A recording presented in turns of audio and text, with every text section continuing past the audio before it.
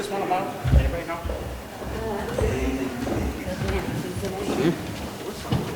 Oh, good, it's great.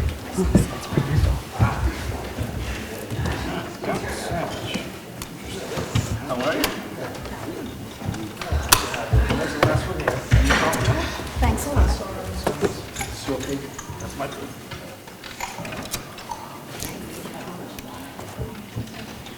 What are we starting with? Number one. Not healthy.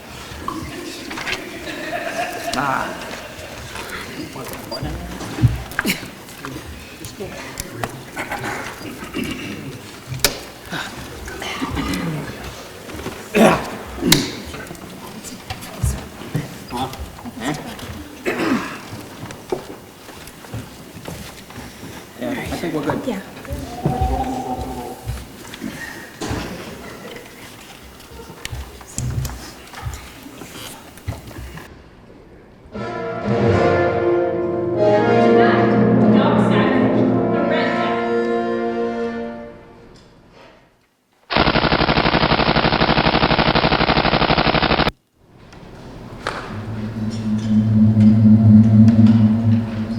Ladies and gentlemen, tonight we present for the first time on any wavelength thrilling adventures in the life of Doc Savage, the man of bronze with golden eyes, the man whose name is a byword in the far corners of the world. Doc Savage possesses superhuman strength and superhuman intelligence. He has dedicated his life to fighting for right. Tonight, in Doc Savage's sumptuously furnished offices on the 86th floor of a New York skyscraper, we find his 5 scrappy companions. They are Monk, with the ugliness and strength of a gorilla; Rennie, known throughout the world for their engineering ability; Johnny, an expert on geology and archaeology; Ham, probably the most astute lawyer Harvard ever turned out; and Long Tom, the electrical wizard. 3 of these 5, Monk, Ham, and Rennie, are awaiting the arrival of Doc Savage. You sure you got the right time, Ham? Certainly. Doc said for us to meet him here at midnight. Then we ain't got long to wait. How Doc looked, Rennie?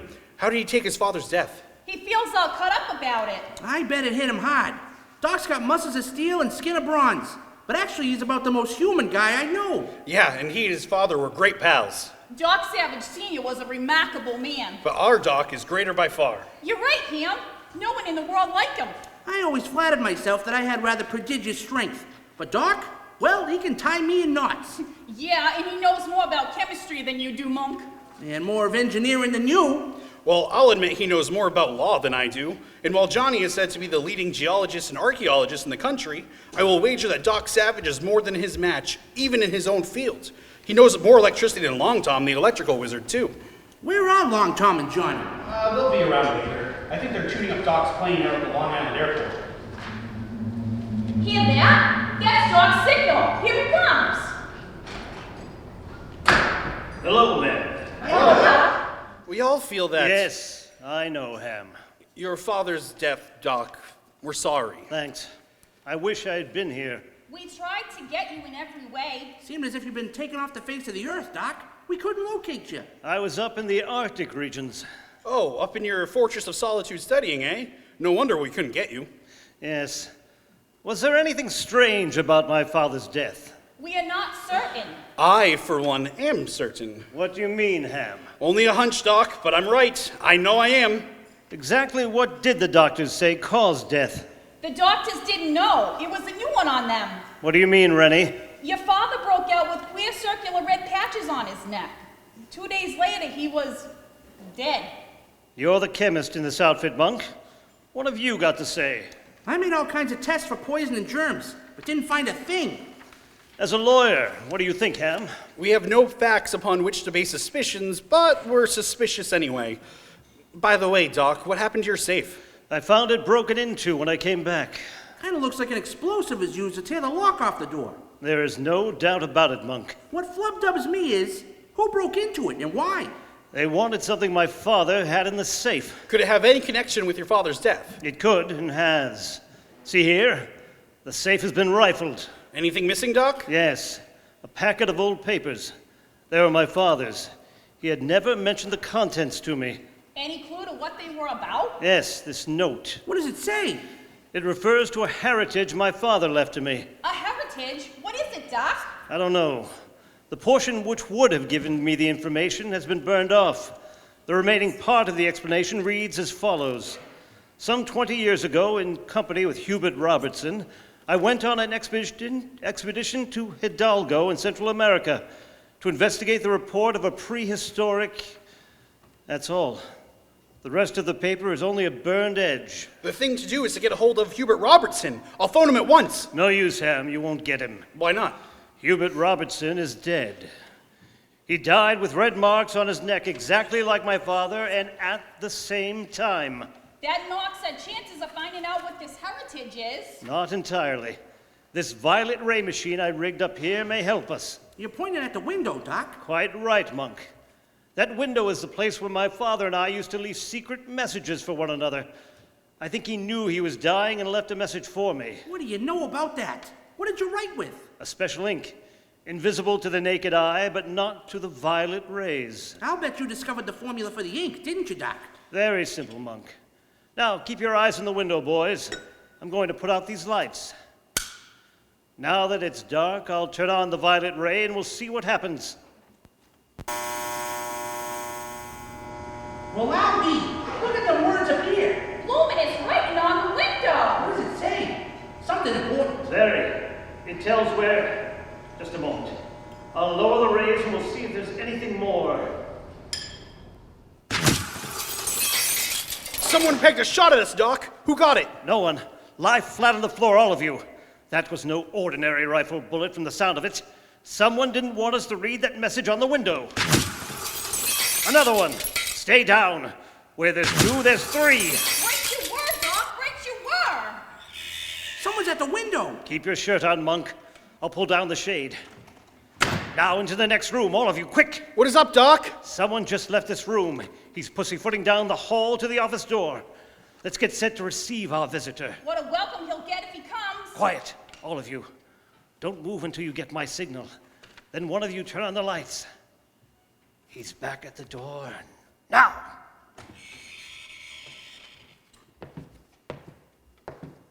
Tonight death strikes. It is the will of the feathered serpent.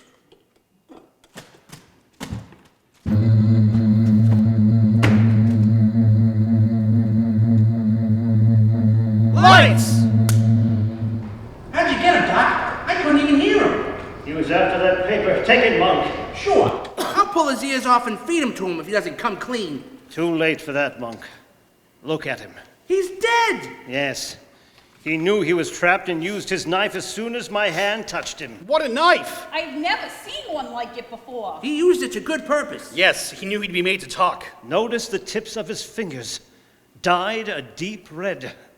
It might surprise you to know that this man is a Mayan. One of a long-lost civilization. Red fingers. And red death marks on my father's neck. What's that on the floor, Monk? A red envelope. Give it to me. A warning. Listen to this.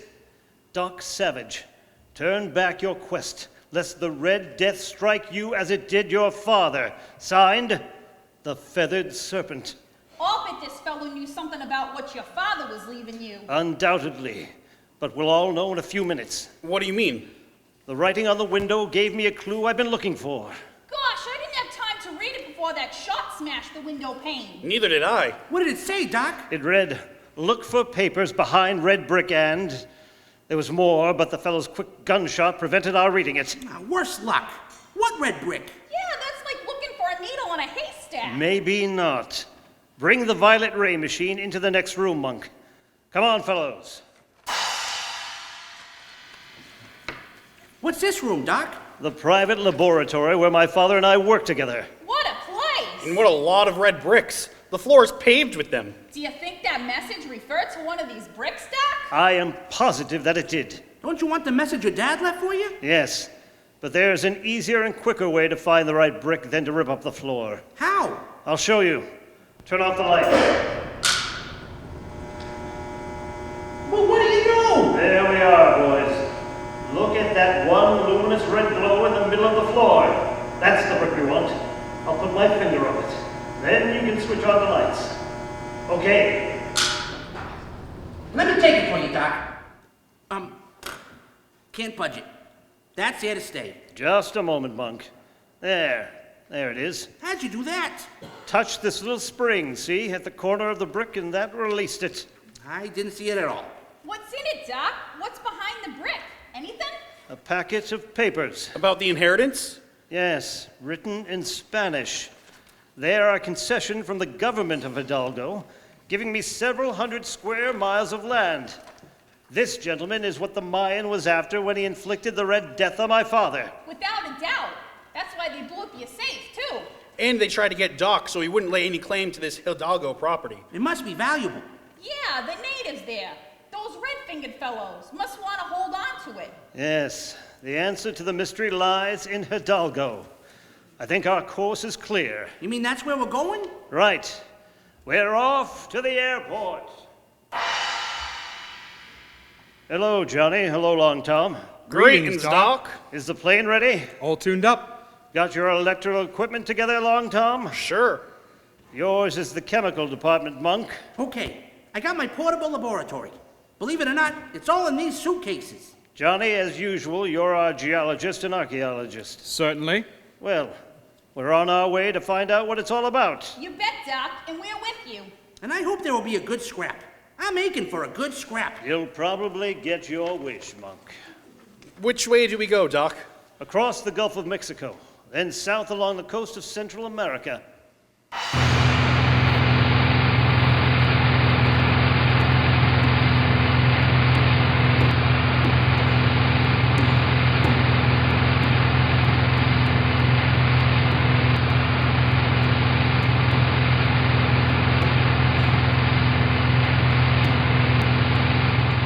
Oh, it's some flight.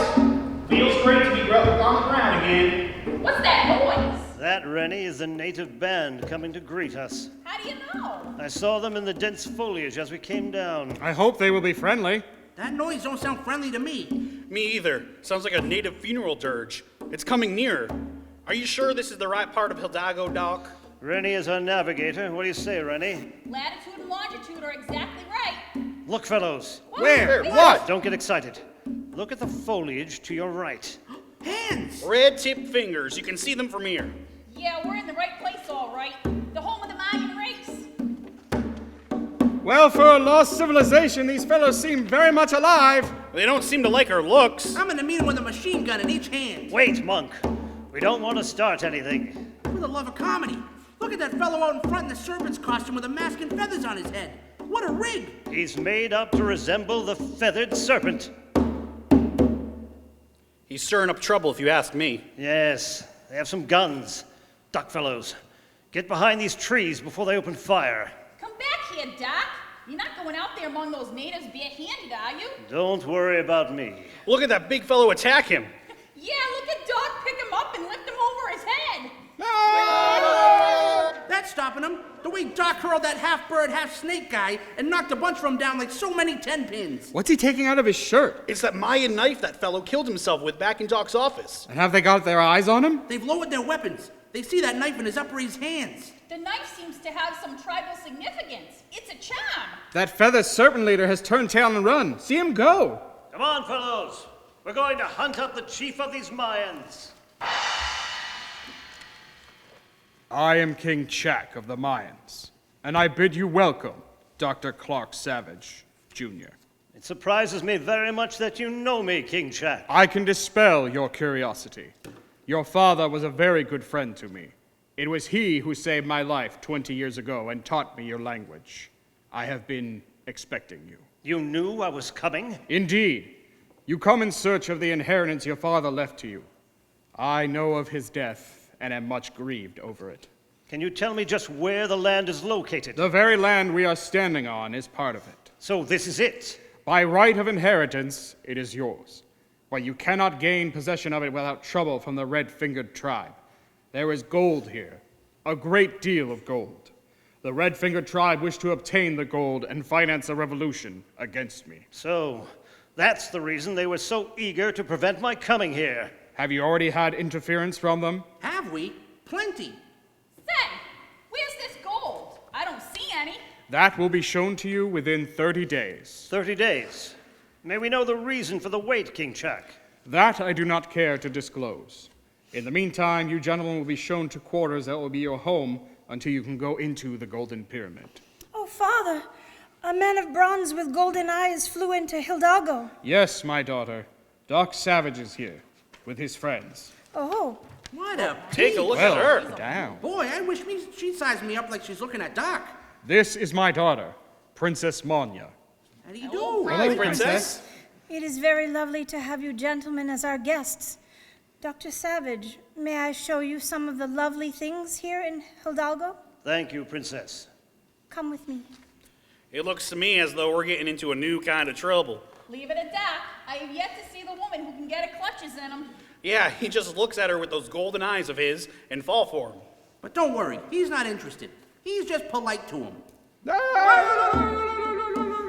What does that mean? It is the warriors of the Red-Fingered Tribe, and they are doing the dance of the Red Death. What kind of dance is that? It means the Red Death is soon to strike my people. The It Red- always means that.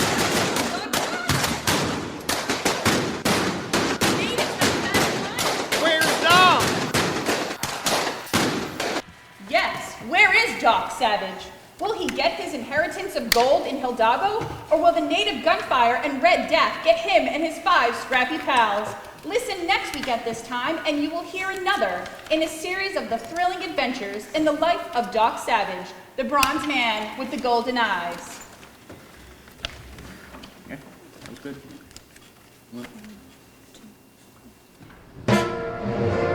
And now, Doc Savage, the Golden Legacy.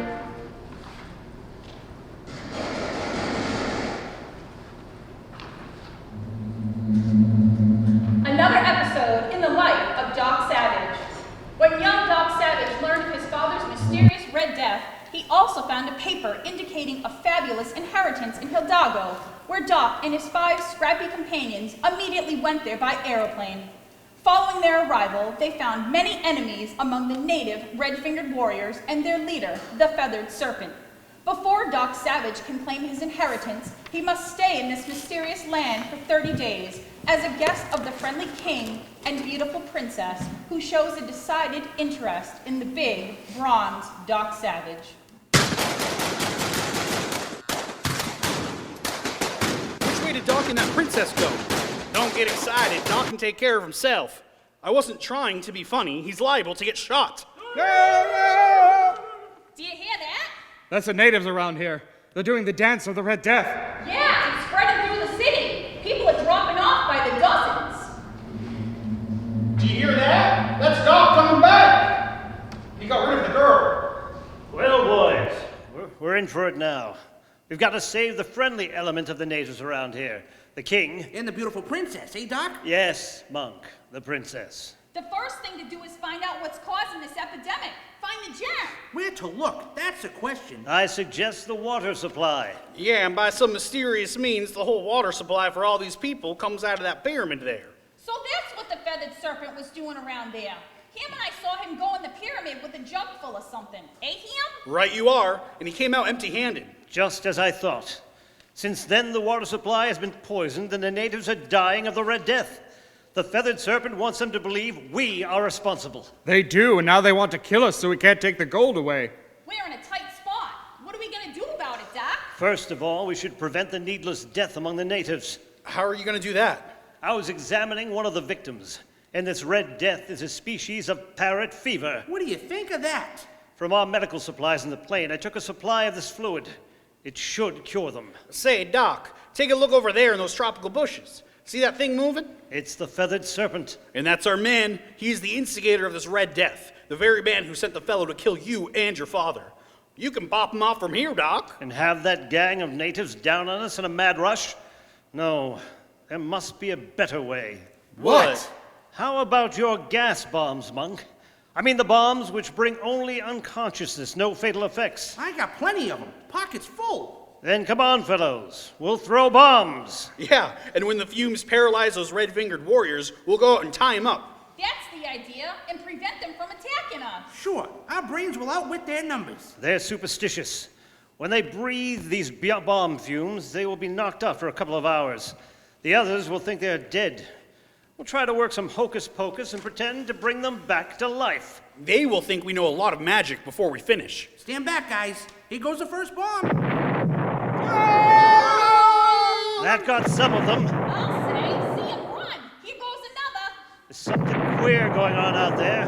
That feathered serpent is going off for more men and guns, I guess. They'll gang up on us. Princess, where's a place to hide? The pyramid. That is the only place. The pyramid hollow? Yes.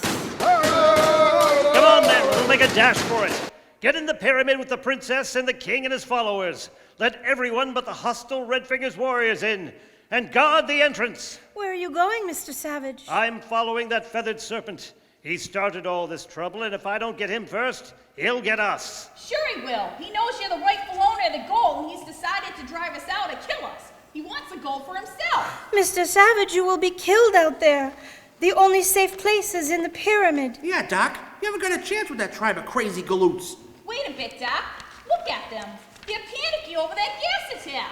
They don't know what to make of their friends that are falling down and can't get up. Get in the pyramid. Whatever you say, Doc. Stop, or you die, all of you. Why war against us? You bring Red Death. You take gold away. No, we did not bring this red death, but we can cure it. We tie you up. Hands off me. Don't touch me. Well, all right then. If you want to fight, I'll fight too. He man of steel. He fight like tiger. I take this to kill him, what he kill us with. One of Monk's bombs. Where did you get that? From your quarters. Stole it, eh? What are you going to do with it? Kill you. Run back, everyone. This just for strong bronze man with golden eyes.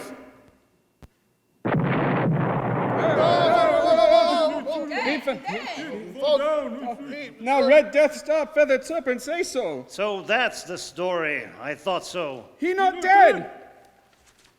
You can't kill me, my friends. Doc Savage, Miracle Man. Bond not stop him like it stops Warrior. No, it doesn't. And I am here to tell you something. We didn't bring this red death on you. Your leader, the Feathered Serpent, has brought it. But I will cure you. Now here, take these little bottles. Take them. You take some too. Give a bottle to everyone who has the red death. Swallow every drop that is in the bottle, and you will get well. How you know? I am a doctor. I'm your friend, get that? Now take these bottles to the women and children who are sick. Make them swallow the liquid. I'm your friend, see? Look! Feathered Serpent! He come back with more men and fire guns!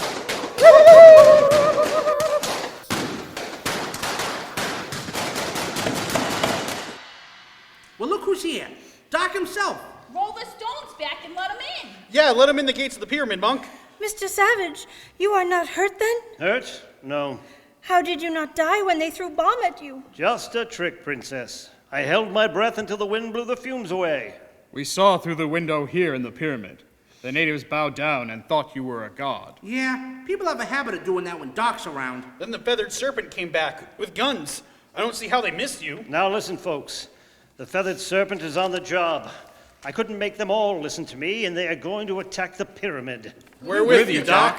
Wait, Mr. Savage. You may have wondered why I said I would delay 30 days before I disclosed to you the location of your inheritance, the gold supply. That's right. It was my agreement with your father. I was to satisfy myself that you were a man of sufficient character to put this fabulous wealth to good use. That was not a bad idea. I am satisfied, and now I will show you the gold. Hey! Or at least my daughter Manya will show you. It all lies in a secret passage leading from this inner chamber of the pyramid. Can the feathered serpent and his warriors get in here? There is only one entrance, and that is the opening you are guarding now. Let him try to come in. All right, Monk. You stay and guard the door, but be careful. They outnumber us 50-1. Okay, Doc, but I'm out of ammunition. What? Our bombs and ammunition are all gone, but I can use my fists. My father stay here too, and I, Mr. Savage, will take you, and Mr. Rennie, and Mr. Long Tom, and Mr. Ham, and Mr. Johnny. Come with me, and I will show you the secret passageway to the greatest wealth in the world. Go ahead. I can handle this narrow door. I'll roll rocks down on him.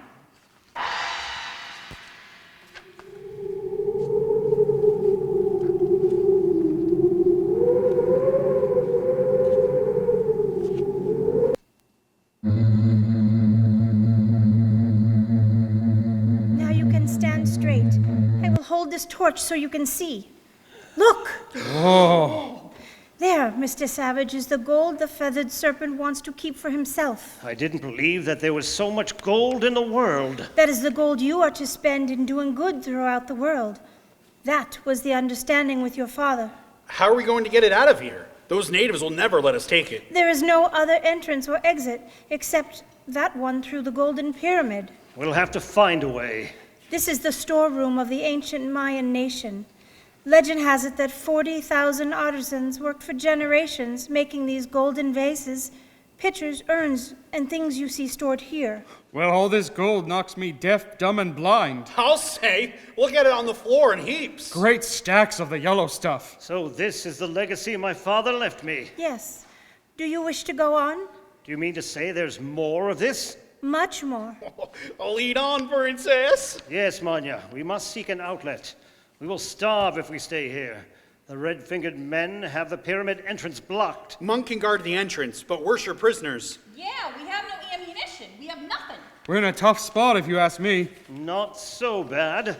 What do you mean? You see this wall here? Yeah. Hey, Doc, it's sulfur. Right, Johnny. And you see over here? Knock a bit there over the tunnel. Above your head, what is it? Tastes kind of salty. Saltpeter, I guess, Doc. So here we are in a cave of gold, sulfur, and saltpeter. All we need is charcoal. Charcoal? What is that? Charcoal, Manya, is made from burnt wood. Got any matches, fellows? Plenty of them. All right. Start burning up some of these boxes that are scattered around here. What are you gonna do, Doc? Why, Rennie, sulfur, saltpeter, and charcoal adds up to what? I get it. Gunpowder. Right you are. Now, Long Tom, you can get to work on that sulfur deposit. Chip off some of it as quick as you can. Okay, Doc. And Johnny, you harvest a supply of saltpeter. Dig it out, son. I got you, Chief. We have to blow our way out of this place before we die of starvation and thirst. Manya, you've been a brick. What is that? A wonderful girl. Now, will you do something else for me? I will do anything you say. Then return to the heart of the pyramid where Monk and your father are holding the friendly natives. Select the most powerful and able among them and have Monk bring them back here quickly. I understand. One more thing, Manya. Send along a number of these gold vases that you showed us. The thickest and heaviest ones. Say about 50 of them. What are you going to do with the gold vases, Doc? Going to put the gunpowder we are making in them. Bombs of gold! What do you know about that? It's the only thing handy. Now get busy, you fellows, and have that gunpowder all ready when Manya and Monk get back with their vases. Go ahead, Princess. I'll hurry. The feathered serpent and his men haven't given up hope, have they? They're still wasting bullets on the outside of the pyramid. Well, Doc, this takes the cake. Making bombs out of golden vases. But there they are, all ready for you. Now what's next? We're going to explode the end of the secret passage, blow it up, and make an opening so we can get out. And when I give the signal, I want every one of you men to throw your bomb at the same time, understand? Yeah, got do it, yep. All right.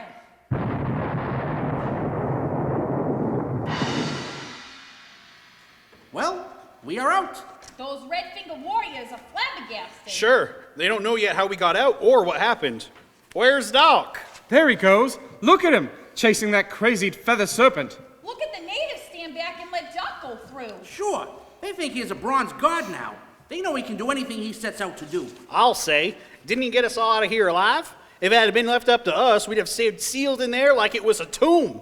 Look at Doc. See him there on that cliff? He's following the feathered serpent. The fellow's trying to climb the face of it. Yeah, and he knows that Doc's catching up with them. Oh, see Mr. Savage fight with him with his bare hands, and feathered serpent goes down, down.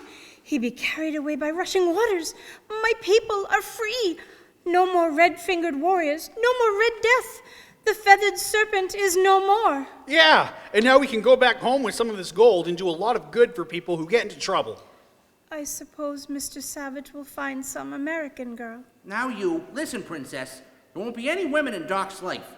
If there was, you'd be the one. I would? Yeah, Doc's come nearer falling for you than any girl he ever met. And I'll say some Pippins have tried to snare him too. Is that the truth? Then I do not feel so badly that Doc Savage will not smile for me.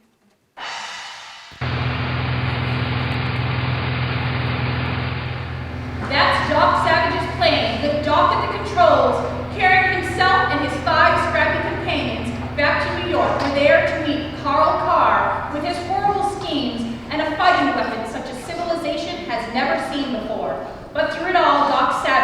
the bronze man will triumph. Because in the land where Carr leads them, it is the survival of the fiercest, the survival of the brainiest, the survival of the mightiest, and that is Doc Savage. Yeah, that was good.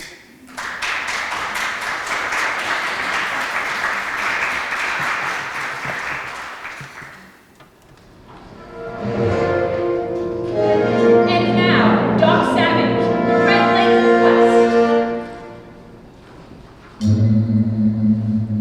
Ladies and gentlemen, Systex is on the air. Systex, spelled C-Y-S-T-E-X. Don't forget. And now listen.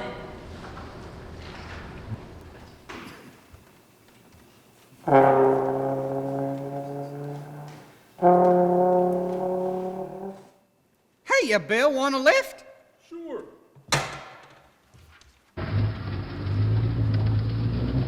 Great day, eh, Bill? I guess You guess so. Say, what's the matter? Girl giving you the air? nothing like that. I'm just not feeling so good. Say, you do look like something the cow kicked around. You said it. My back aches. I feel 80 years old. Didn't sleep over an hour last night. Brother, I've got everything. That I don't. Jitters? I know what it is. Kidney's gone back on me. Kidneys? Laugh, blast you. You healthy guys don't know what real misery is. Well, what you stopping I'm gonna fix you up, Bill. I used to have the same trouble you got. I'm gonna go into this drugstore and treat you to a box of Systex. for? It's good, huh? Sure, it's good. It straightened me out. Wait, I'll get it myself. How do you spell it? Systex, Bill. C-Y-S-T-E-X. And now Systex presents another adventure from the life of Doc Savage, the man who possesses remarkable mental powers developed by rigid scientific training. Doc Savage, the man of bronze, whose tremendous muscles are the result of an unusual routine of exercises taken each day since childhood. The life work of Doc Savage is trouble busting. From all over the world, individuals whose lives are in danger, men and women who are in deadly peril, appeal to Doc Savage for aid. Doc Savage is... But listen to the conversation of two furtive men who are meeting in a spruce clump outside a settlement in northern Canada. It is bitter cold, and a blizzard rages. All right, Shorty, what's wrong? We got a job to do, Jack. Yeah? Hurry up and get out of your system before we freeze. Man, is it cold. I asked you. Listen, Jack. You over here with a guy named Doc Savage? Doc Savage, Doc Savage. Heard the name. Is that all? Who is he? A bird that goes all over the world getting people out of chains. They say he's a wizard, a great scientist, and a mighty tough guy in a fight. He's got 5 men to help him, all of them big shots in some science or profession. They make a business of getting other folks out of trouble. So what? Say, if you called me out here in this blizzard to lecture about Pipe down and listen. Doc Savage is headed for this place right now. Would bust out and cry or something? Lay off the wisecracks, Jack. This ain't funny by a long shot. No? No. You know them airplanes the Red Lake Gold Mining Company has been using to bring them high-grade ore down from the mine up north? Somebody's been knocking them off, ain't they, Shorty? Shot some of the planes down and took off quite a few thousand high-grade ore and dust. Isn't that the talk? Cut out the funny stuff, Jack. Doc Savage is coming up here to look into the robberies. Yeah? Well, we're in the clear. Nobody's wise to a thing. The boss is worried. That ain't so good, the boss worried. He don't scare so easy. The big boy's heard of this Doc Savage. He gave me the lowdown on Savage. He gave me a good description. Description? That's what I said. Doc Savage is a big bronze guy. He's coming in afoot and 2 of his 5 helpers are with him. One of the 2 is Monk, a big gorilla of a bird who's supposed to be a wizard chemist. The other one's a lawyer. They call him Ham. He goes in for fancy clothes. So what, Shorty? The boss thinks we had better throw a surprise party for Doc Savage. You mean... Yeah, that's what I mean. A party with a machine gun along the trail, 6 or 7 miles out. Say, what does the boss think he is to sit back and tell us? Lay off, Jack. The boss is going along. The boss will be with us, huh? That's different. We'll push the bodies in a snowdrift somewhere afterwards. The blizzard will cover up the tracks. Come on, the boss is waiting for us. Where's the machine gun? Chief's gun. Okay, let's get it over. Oh, talk about cold weather.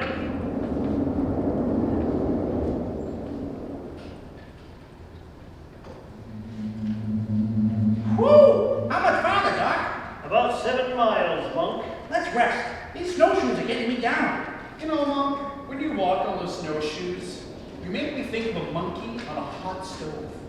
Yeah, I'm glad somebody thinks it's funny. Over this way, you two. Here's a nice spruce club. We'll rest in here for a while. Yeah, these trees do kind of keep the wind off a little. They do more than that. They offer fair concealment. You expecting some trouble, Doc? Not necessarily. Keeping under cover is just a precaution. We are up here to investigate the looting of planes carrying concentrates and high-grade gold ore. It is possible the thieves will not give up without a struggle, you know. Have you been warned that we might expect an attack on the way up to the Red Lake? Nothing of the sort. The only information I have is in the contents of that radio message I showed you. The one from J.T. Coleman and Park Eller. Park Eller's general foreman and J.T. Coleman, the manager. That's right. The radiogram did not tell us a great deal, merely that the robberies have occurred. Boy, they really have cold weather up here.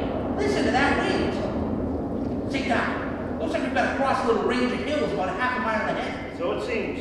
They look steep from here. There seems to be a narrow pass slightly to the westward. I believe you're right, Doc. You fellows rest there until I come back. Where you going, Doc? Have a look at those hills. Look at that wind whirl that snow around. Wow, Doc's out of sight already. Wonder what he's up to, man. Big bronze fellow does not take any chances. I suspect he's looking over the trail ahead. You mean, in case somebody might be waiting for us? That is the general idea, Monk. You're probably right. Say, Ham, there was more than one radio message from this J.T. Coleman and Park Eller, wasn't there? Two? That's what I thought. You saw the second, did you not? It was an agreement to pay Doc's price for coming up here. One half of all the stolen stuff that Doc recovers is to be given to the Canadian organized charities. Yeah, I saw the last message. Not many men would undertake a thing of this kind if it definitely understood they were to receive no reward for themselves. How about us? We don't get anything either. Well, we have a lot of fun out of it. And the next rich law client I catch will pay plenty. Don't none of us need the money as bad as this poor cuss's Doc is always hoping. Say, this is sure a wilderness around here, ain't it? Very much so. Red Lake, I believe, has neither railway nor telegraph lines. The mining company, however, has a radio station. Wonder what's keeping Doc. He should be back by now. Hey, Ham, you hear something? No. Yes, behind us. Watch out! Let me get this rifle up. Wait, it's Doc! You didn't follow the trail back, Doc. Quiet, you fellows. What's up? You know that narrow crack on the pass to the hills down yonder? Sure, we saw it. There's a reception committee just this side of the pass. 3 men with a machine gun. 3 men and a machine gun? 3 masked men, to be more exact. Wait, just a minute. Until I get a match, some paper, and a few of these branches. What's the idea of starting a fire? So that our 3 friends will see the smoke and think we are still here. There we are. Going nicely. Makes plenty of smoke anyway. Now let's move ahead. Careful, keep under cover. Did they see you, Doc? I hardly think so. You see, I took the precaution of keeping out of sight. You sure don't miss many bets, Doc. These fellows are in a peculiar spot. We cannot get near them without being seen. The hill slope above them and to the sides is smooth. Then what are we gonna do? There are rocks on top of the hill, big boulders. We'll roll a few down and chase them off. You ain't gonna try to catch them? It's dangerous, Monk. That machine gun.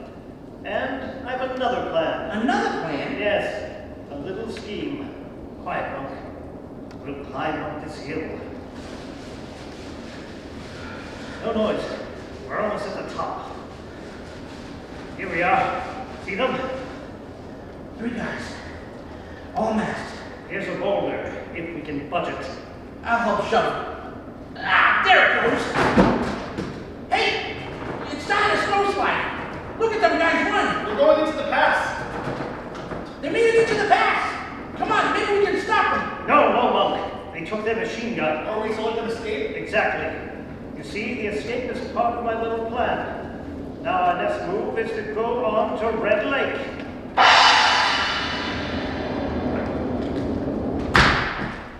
Oh, hello there. We are looking for J.T. Coleman, manager of the Red Lake Gold Mining Company, and Park Eller, the general foreman. I'm Colin.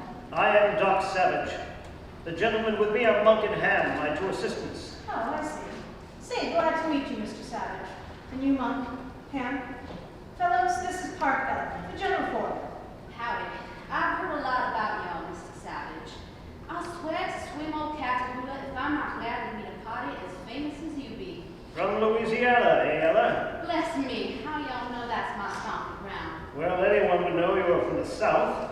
And you mentioned Old Catahoula, which happens to be a lake in Louisiana. Not difficult. I hope it is no more difficult for you to put your hand on these gold thieves, Mr. Savage. It wasn't quite as simple as that. Was it? What? I don't get you. 2 of your gold thieves are already locked up. But the little Mike. But y'all haven't even gotten straight at things yet, Mr. Savage. Your gold was being stolen, wasn't it? Yes, sir, but I'll be sunken old Catahoula. Y'all got him right away. All but one, you see. There were 3 of them. 3? How do you know that?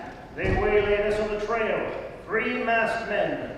We got 2 of them, but the 3rd, the leader, is still at large. How'd you do it? First, Coleman, suppose you clear up one point which is puzzling me. Why have you been shipping gold by plane? Well, you see, the concentrates come from a mine up north. It's snowbound at this time of year. It takes about 3 weeks for a dog team to get through each way. We want this gold on the high market. Prices are up just now. So we simply have the rich stuff flown down here to the mill for refining. Whose idea was this? Mine. And listen, Savage, don't insinuate that I'm mixed up. Never mind that. It was just a question. Say, let's not have no fuss, Mr. Savage. How did y'all catch them fellas?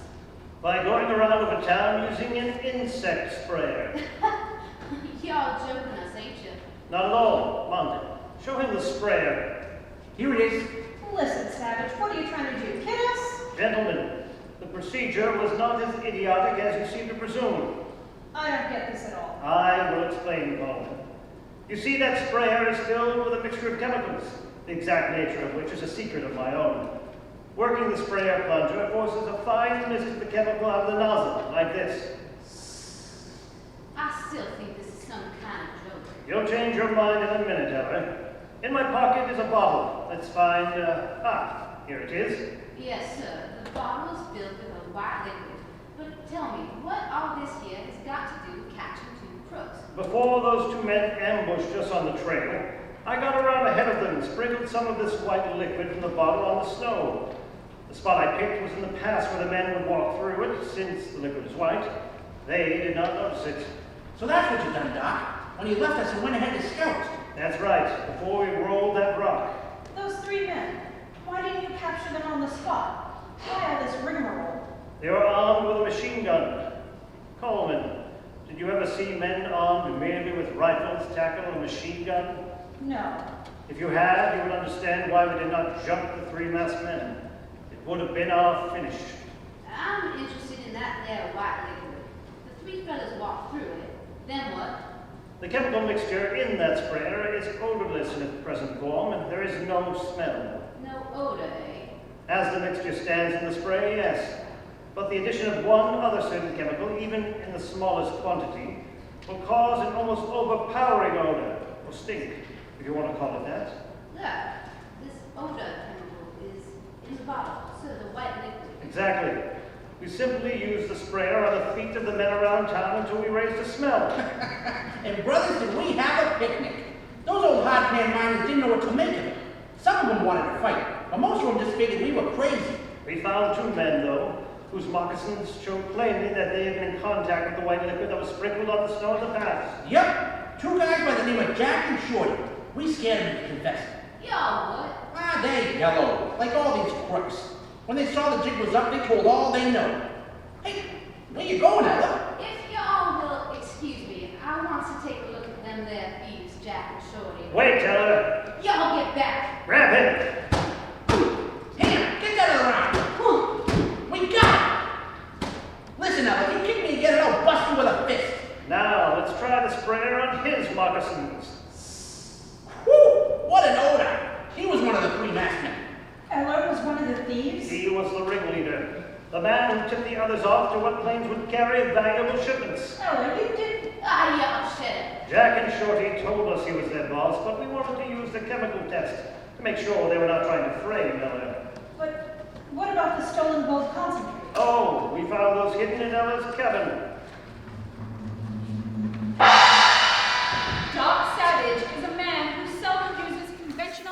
commonplace methods against those whom he finds it necessary to combat. In this day of swift scientific development, ordinary methods are of little avail, and Doc Savage, when he applies himself against a particularly vicious enemy, always manages to employ something unusual in the line of remedies. And say, speaking of unusual remedies, don't forget Cystex, that remarkable doctor's prescription for the relief of kidney disorders. Do you have that nervous, all-in feeling that is the result of improper kidney functioning? If so, try Cystex. Cystex contains no narcotics or habit-forming drugs.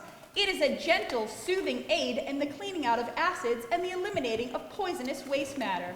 Cystex is sold by all good druggists. Tune in next week for the next dramatized incident from the life of Doc Savage, the man of bronze. Yeah.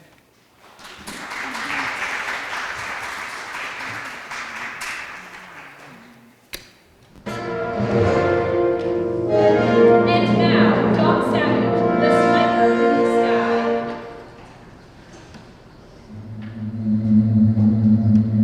Ladies and gentlemen, tonight makers of Cystex present, for the first time on any wavelength, one of a series of dramas featuring Doc Savage, the man of bronze.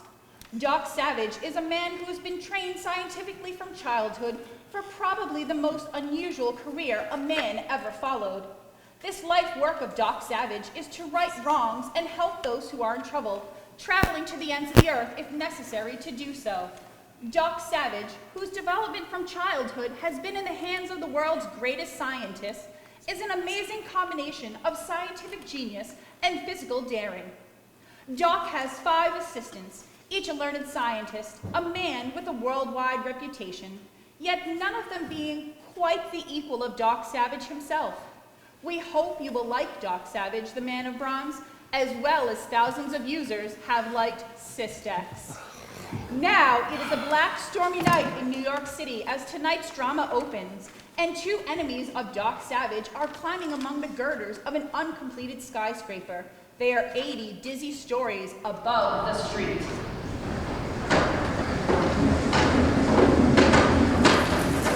Who is that? It's me, Sniper.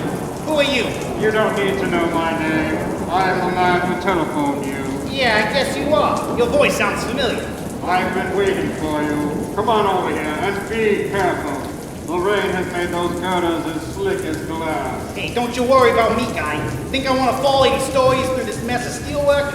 Hey, you're wearing a mask. Not a mask, my friend. Just a handkerchief over the lower part of my face. How do I know you're the guy that called me? You certainly wouldn't know it by looking at my face. We've never met before. Who'll put you in touch with me? An old friend of yours, Baron Charles Kingsley. Baron Kingsley, the big shot of the international spy business, eh? The lad who does the work those diplomat birds are afraid to monkey with? The fair-haired boy who got away with the plans for that fighting plane the English thought was such a big secret? Yeah, I know him. You're satisfied I am all right? What's your name, fella? Never mind that. You take my money, keep your mouth shut, and do what you are told. Or you can climb down out of these girders and I'll get someone else for the job. Oh, keep your shirt on. I'll do the job. Have you got a rifle? Yeah, it's brought along in this here trombone case. She's a swell gun. Telescope sight and everything. Look through the rain. See that lighted window? Yeah, it stands out plain in the dark. Watch that window. When you see Doc Savage in front of it, shoot him. Shoot, who did you say? Doc Savage, the man of bronze. Maybe you've seen his pictures in the paper. Nix on this job, guy. Count me out. Cold feet, eh? You bet they're cold. I don't want no part of this Doc Savage guy. Say, I've heard plenty about that bird. I'd sooner shoot out a case of dynamite with me standing on it. Baron Kingsley told me you had some nerve. I got some brains, too. Brains enough to leave that Doc Savage alone. Say, that big bronze guy has been trained all his life to handle trouble. Combine a string of birds like Sherlock Holmes, Tarzan to the apes, and this fella here, Einstein, and you've got some idea what this Doc Savage is like. Nix, brother, nix. I pick up my marbles and go home. $20,000. What? You heard me. $20,000. You mean 20 grand? We're shooting Doc Savage. Take it or leave it. 20 G's. Could do the law, man. Go to Havana, see the ponies run. $20,000. All right, brother, it's a sale. Stick your feet over here. What's the idea? I'm going to rub a mixture of tar and sand on your soaked shoe soles, Sniper. Sand and tar will keep it from slipping when you make your getaway after shooting Doc Savage. Hey, that ain't a bad idea. All right, the stuff is on your shoes. I'm going to leave now. Say, why do you want this Doc Savage rubbed out? Never mind that. Is Mary Kingsley mixed up in it? Your nose is getting too long, my friend. Okay, yay. Now get this. Nail Doc Savage with your first bullet. You're telling me? So long, Santa Claus.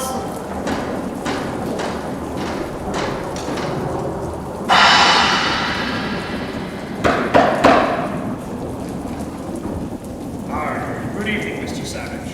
'Tis a raw, rainy night outside. Come in, Captain Carlson. A little rain should not bother an old sea captain. There, put your raincoat on top of the office sink.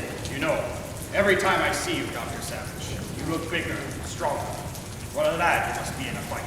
You might call me a scientific frolic, Captain Carlson. What you mean, mate? You see, in early childhood, I was turned over to a group of scientists and physical culture specialists to train. Your dad done that, I reckon. So you'd be fit at trouble for your business of going all over the world, helping the folks out of trouble, and sort of handing out justice to them that got caught. Exactly. Well, Doc Savage, you're sure of helping me. You should be able to take the whole responsibility off your hands tonight, Captain Carlson. A representative of the United States government will reach this office within an hour. I'll be glad when he drops anchor in this office. Before he arrives, Captain Carlson, let us go over your story again. There's a point or two that we might clear up. What points? Go ahead with the story. I'll ask questions. Well, matey, the steamer was named the Northern Star. She sailed from New York back in 1918, about 6 weeks before the armistice was signed. Her cargo was poison gas. She was full to the hatches with the stuff. Exactly what types of poison gas? Mustard gas and chlorine and phosgene, mostly. I believe you said it was the first, or one of the first, shipments of poison gas manufactured in the United States for use in the war. That's it, matey. Well, the Northern Star had clear sailing on calm seas for most of the way across the Atlantic. Then, one day off the Irish coast, an enemy submarine sighted us. We put on full steam and ran for it with a blooming submarine right on our stern. The vessels were evenly matched in speed? Just about. Except that maybe the sub was overhauling us at a rate of about a knot a day. I was one of the crew of the Northern Star. Believe me, matey, we done some tall worrying. The U-boat would shoot at us every once in a while, and every time that happened, we thought of all the poison gas below decks. We'll skip that. The submarine eventually caught the Northern Star, I think you said. Aye. The skipper of the steamer ran us toward a little uninhabited island off the northern coast of Ireland. Then, just as we got half a mile off the shore, blew it! The submarine should let us have it. The shell struck right at the water. And the Northern Star sank. Aye, in shallow water. I was the only one who got out alive. You see, the shell broke open some of the poison gas containers. The Northern Star still lies there in shallow water with her cargo of poison gas. Aye, I guess she does. There ain't no record of her ever having been found. Now, Captain Carlson, your story is that the submarine picked you up and you were placed in an enemy prison camp. You were in prison continuously until a few weeks ago. Aye, that is right, matey. But wartime prisoners were released after the armistice. They didn't release me. It is not true, Captain Carlson, that you were released from military prison, but were caught and convicted of shooting a man in the enemy country, and have been in civil prison for that crime until a few weeks ago. Ah, you checked up on me, eh? Why didn't you tell about that? Well, I ain't exactly proud of it. I didn't intend to kill the fellow. Hit him with my fist. It was kind of an accident. All right. Let's finish your story. You came to the United States after you were released from prison, and you told a man named Baron Kingsley about the Northern Star and her cargo of gas. That's it. Baron Kingsley is a notorious dealer in international secrets, and an arms smuggler as well. I didn't know that at the time I told him about the gas. I got quite a surprise when he offered me money for the location of the ship. I sure did. He probably has markets for that poison gas. It is rumored some of those European countries are stocking up heavily with the stuff, and none too careful about where they get it. Aye. Well, when I turned him down, He kind of began to blow a gale. Threatened to kill me, he did. If I didn't open my hatch and tell him where the Northern Star lay. So you came to me. Aye. I heard that Doc Savage was the lad to go to when you got into a jam. I told you the whole yarn. You even told me the location of the Northern Star. Guess you remember it, don't you? I heard you got quite a memory. I remember it. When the United States government man gets here, I'm going to give him the latitude and longitude figures. What of the government, mate? Send a destroyer to check the wreck and destroy the gas it's collected. The deadly stuff will certainly not be allowed into the hands of some country which will use it. Aye, good riddance, Mr. Savage. Reckon I'll put my raincoat on. Kind of chilly. The window's up, Frank. I'll lower it. It's still raining. Down, get on the floor. That was a bullet. Another one. Savage, are you hit? No, the window was supposed to be bulletproof. But it broke, matey. I know. Those bullets must be from a high-powered rifle. The glass merely deflected the first one slightly. Keep flat on the floor. Those are explosive bullets. They blow a man to pieces. I'll turn off the lights. That's better. Now I'll try to spot the flash of his gun from the window. There's the flash. It's in the steel work of that partly completed skyscraper. Come on, we're going after him. Elevator, all right. There's a cage. Down, boy, fast! There's the building ahead. Pull in the sail, little matey. You're leaving me behind. Here we are. Only the steel work is up. And they've got a board fence around it. There must be an entrance somewhere. You can run like a scared seagull flies, Mr. Savage. What was that? Sounded like a groan, let's see. It seems to be over this way. My blooming matches the soap. Say, it's darker than the hull of a coal schooner. Here he is. Let's see. He must have fallen off the top. Slipped on the girders, no doubt. Is he in Davy Jones' locker? Yes, that groan was his last. Dead, eh? Say, I see you've got a flashlight. Yes. Examine it. What is it? High-powered rifle, loaded with explosive bullets. And he's the pirate that shot at you. Something else, too. Here, take a look. Some stuff smeared on his shoe soles. Grease. What? Ordinary axle grease. Reckon he could have been double-crossed, Mr. Savage? What, Captain Carlson?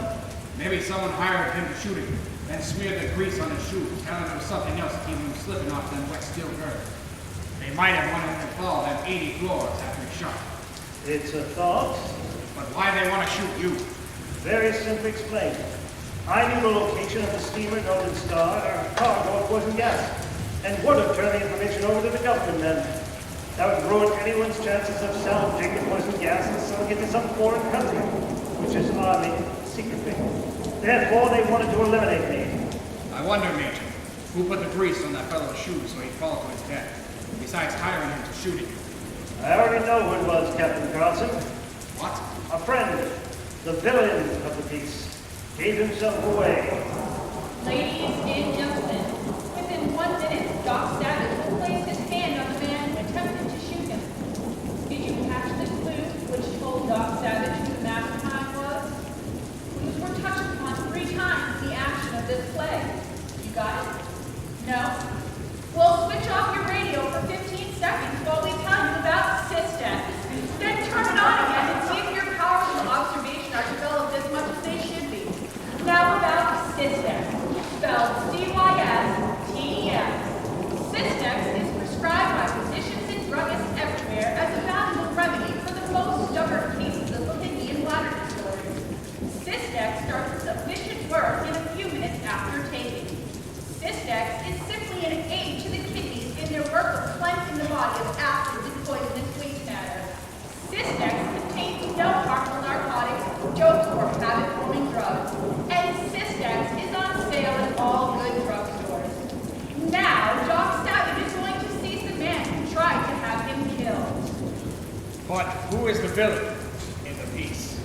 Captain Carlson, you did not see the flash of that fellow's rifle when he was shooting, did you? I know you did not. You're not standing in a position in my office where you could have seen it. You're right, I didn't see it. Then how did you know from what floor the rifleman was shooting? I didn't know. But you let it slip in the conversation. The 80th floor. Did Baron Kingsley offer you so much money for the location of the steamer Northern Star and a cargo of poison gas that you could not resist the temptation? You're crazy. The shots were fired from the 80th floor. You did not see the flashes, and you had no way of knowing where they came from, unless you yourself had planted that sniper on the 80th floor. Why, you... You're breaking my arms. They're in no danger of breaking if you stand still. Let go. Don't use those bronze hands on me again. Then stand still. What are you gonna do with me, matey? You seem to have settled the matter yourself. That last yell of yours has alerted a policeman. So when Captain Carlson let slip that the sniper had fallen from the 80th floor, he gave himself away. Did you catch it? If you did, believe it or not, you have powers of observation developed beyond those of the ordinary individual. Doc Savage is a man trained in many branches of science, and not often does his mere power of observation solve a problem. Tune in next week at this same time and hear the Man of Bronze employ some of his fabulous fund of scientific learning. That's lunch. Thank God.